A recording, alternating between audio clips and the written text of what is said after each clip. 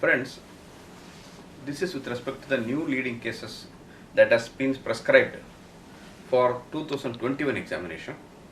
You see, up to case number 37, that is before case number 37, Supreme Court Advocate on Record Association of Union of India.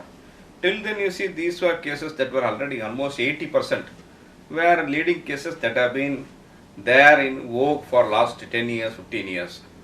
And after that, after 2015 up to 2020, great developments has happened in right to personal liberty, right to privacy, and commercial disputes, cryptocurrencies, gender rights, sexual rights, right to sexual orientation, all these things. There has been great developments that have been happening in these areas. And you see, leave this 64 cases, that's not a deal. You must how to approach these leading cases, that is the most important thing, and what is the actual thing that you need to know. You see, in leading cases, you just please refer, go to the Supreme Court website where they have given the notes of Honorable Senior Fali Nariman Saab, how he has made the notes, how short it is and how succinct and clear it is. You see, many people are writing 10 pages, 5 pages, it's an open book. So they are simply writing whatever paragraphs they can get their hands on. They are simply writing whatever they know about the judgment. Kindly know that what you know about the judgment and what is expected from you are totally different. And unless you are on the same lines as what is expected from you, the possibilities of clearing this exam is always a great obstacle. Therefore, you must see that how seniors, for example, please go and see the notes that are displayed in the Supreme Court website that is written by Honorable Fali Nariman Saab. Some 35 judgments I have seen. How much pages? Only one page, 1.5 page per judgment. And very short notes, sweet notes, only that much. What is the law that is law as held by the Supreme Court? What are the key judicial principles? What is the quorum of the judges? And these all, it should come within one page, 2 or 3 paragraphs. This is note making. You see, imagine you are addressing the court and imagine that you are telling the 15th point, 20th point, or you are telling a list of dates that is not relevant. You are referring to some document and reading for hours that are not relevant. Do you think you will be accepted? Same manner. What is to be accepted, what is to be heard, what is to be seen, written by you, that only you must write. So that is a matter of practice and repeated correcting oneself. Like the Supreme Court's power to correct its own judgment, you have to correct your own and make better your own notes. So first thing you must do in a leading case exam is to prepare notes. For example, if you see the drafting paper for 2018, or almost in all drafting papers, half an hour is given in extra for making notes.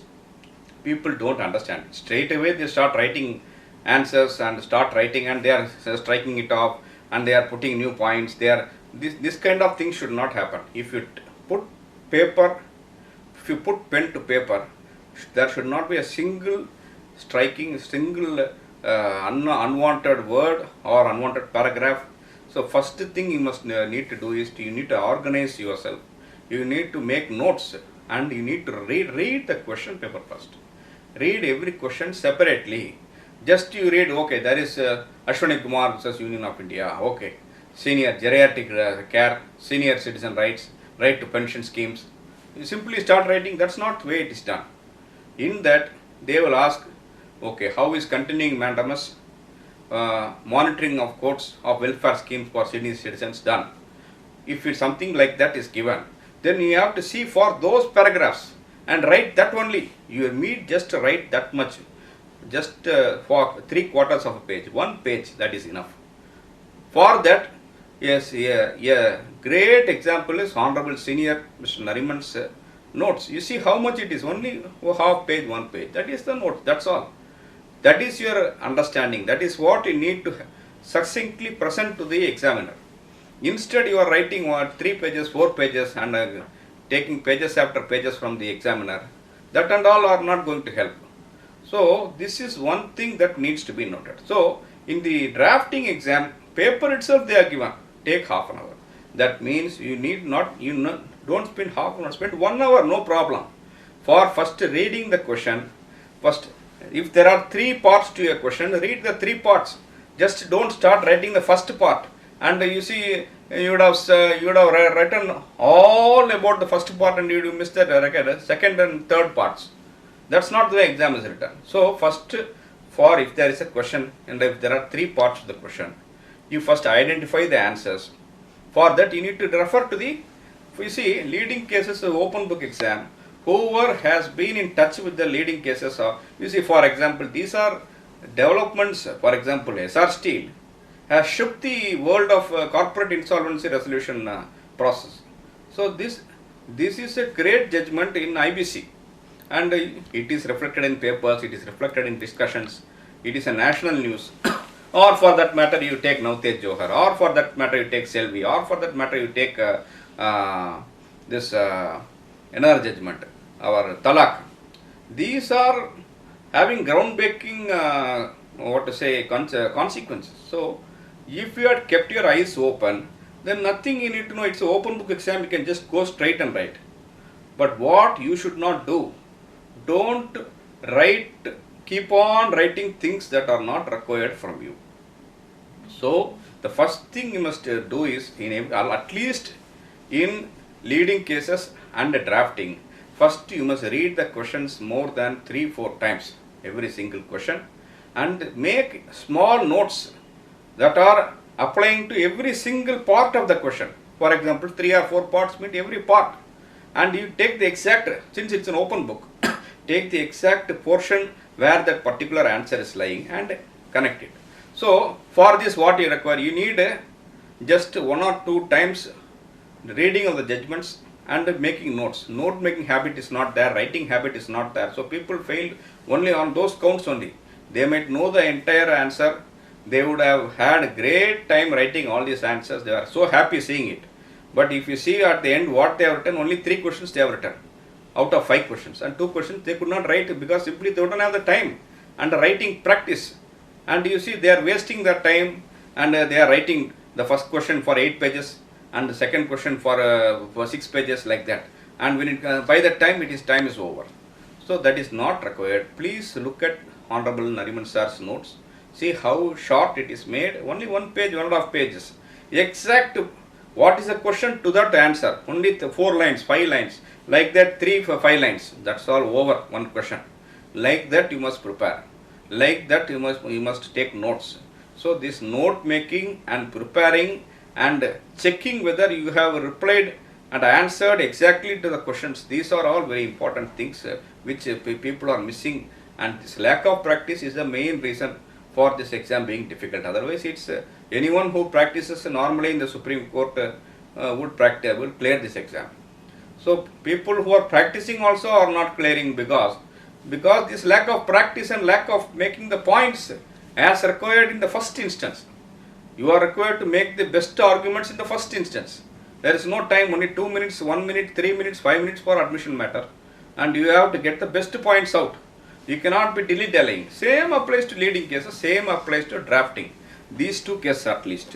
Legal ethics even, you see, these are concepts. In legal ethics if you see, there are Honorable Senior Ramani's judgments, lectures are being there in the Supreme Court website. You can refer to them. These are all broad principles. Legal ethics are broad principles. There you have scope for writing 3 pages, 5 pages. Even then that is also not necessary. Okay, but it is accepted. It can be, see, that is not a serious paper. Legal ethics, you can take your time, you can have a difference of opinion, that is tolerated as long as it is individual. It is your own thing.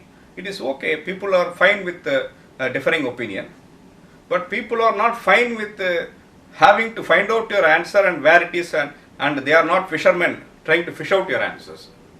You please understand that. So shortness, sweetness, brevity is the soul of wit. You must be very short. You must practice for that. So I would advise every one of you to practice all the leading cases, try to find the quorum, make a note of the quorum. Then find out the principles, legal principles that are involved. Then find out the judgments that are overruled. Many cases the judgments are overruled. For example, if you take SPP, Concurrent Round is overruled. It's no longer law. Like that, many cases earlier judgments are overruled. Then you see where is the dissenting opinion? Why is the dissenting opinion so? What are the judgments that are relied on?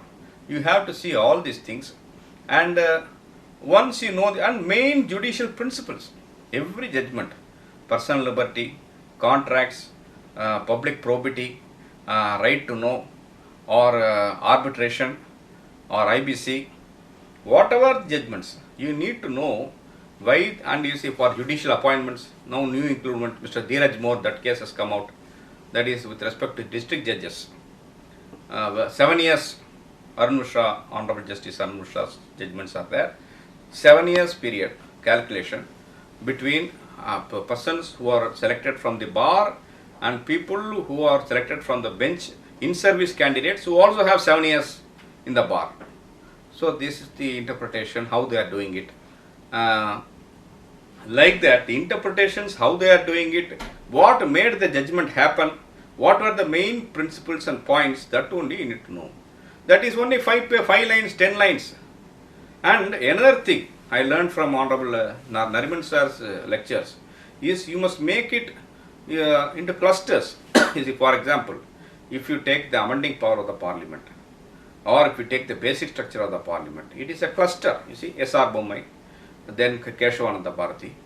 These are Minerva Mills. These are one cluster, basic structure and amending power of the parliament cluster. You have to take it like that. Or the defection laws, they are one cluster. Education laws, PAI, Inamdar, they are one cluster. So you have to make it like that. Right to privacy, fundamental rights, you have to make that, and you must see the connection. For example, Rupa Hura and A.R. Untley are connected. Naresh Sridhar Mirajkar, Rupa Hura, Naresh Sridhar Mirajkar, then A.R. Untley, then Rupa Hura. These are like the presidents, and they are bound by one, they are relied upon, and all are valid unless overruled, and they have great impact on the next judgment, how it is so and how it developed. See, for example, A.R. Untley developed into the curative Supreme Court rules. What is the connection between A.R. Untley and Supreme Court rules? What is the connection between the review jurisdiction of the Supreme Court under Article 137 and the review Supreme Court rules and A.R. Untley and Rupa Hura? What is the connection between 32 and 137? What is the connection between 32 and 142, and how it goes to 137? Like that, you have to, these connections you have to, these trails you have to follow, like a money trail or a blood trail, like the trail in the famous novel Da Vinci Code. Like that, you have to follow the trail, and you have to make it very interesting. So this kind of interesting way of reading, approaching these leading cases is required. It's just a fun. It is not a serious exam. This AOR examination, if you are regularly practicing, and if you are interested in what is happening in the Supreme Court, then it is only like a picnic. It is not a difficult exam. Many people pass it in the first time. And you see, the way of presenting is as important as the way of reading.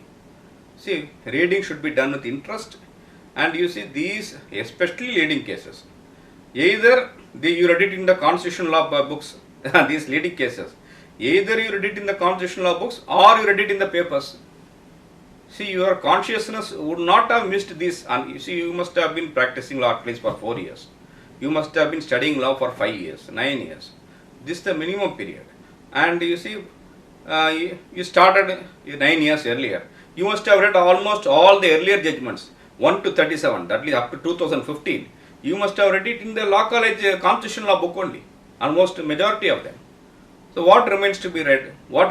These 2015 to 20, that you would have read in the papers, because that have great impact on our judicial, resolution of disputes. Therefore, on our national conscience. So therefore, these are things which you read across the board in papers, constitutional books, and in your day-to-day life. So this application, that is more important. How you apply principles to cases, that is also important in drafting. You see how you apply principles. So certain grounds are made out of principles. Perversity is a ground. Perversity in a finding is a ground. How you can make it natural justice, arbitrariness.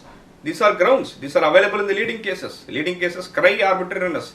Arbitrariness is a ground enough for quashing a particular administrative decision. Therefore, how you can make that ground work in your drafting paper. So these are interrelated. And you see, drafting ethics is not part of the Supreme Court rules. A little bit. That is, you see, earlier it was 50 marks with accounting. Now accounting is not there, only 100 marks ethics. No problem. But you see, the main papers, leading cases, Supreme Court practice and procedure and drafting are interrelated. And you have to apply what you read in leading cases, you have to apply to what you draft in your drafting paper. And you see, we were discussing arbitrariness, we were discussing power to correct its own wrongs, we were discussing power to complete do complete justice, we are discussing continuing mandamus as found in Ashwani Kumar Bharadwaj or many other cases. So, how you interpret them and put it in your drafting exam, how you use that knowledge in your practice and procedure exam. So, this kind of applications are more important. This is like a game only. I think anyone who is doing 10 to 15 minutes, 15 days after having practiced as per the Supreme Court rules, 1 year, not just giving attendance and going elsewhere or asking your AOR to just give attendance or give a completion. That's not the practice. If you are practiced regularly in the chamber judges, you would see chamber judges are now taking up transfer petition matters. So these are additions to jurisdictions. So earlier it was a division bench matter, section 25, article 139A or section 406. These were division judge heard by division bench of the Supreme Court. Now transfer petition is heard by a single judge in chamber. And laws have changed. Earlier transfer petition at one point it was section 25 was almost nullified. I think Honorable Adarsh Kumar Goyal's case, Goyal's judgment. And later now we see that transfer petitions are alive now and they are being filed and reliefs are given. So you must know the current trends, the current amendments to the Supreme Court rules, and how you can apply principles to your own drafts, to your own answers, and how you identify and present them. These are all important. All the best. Thank you.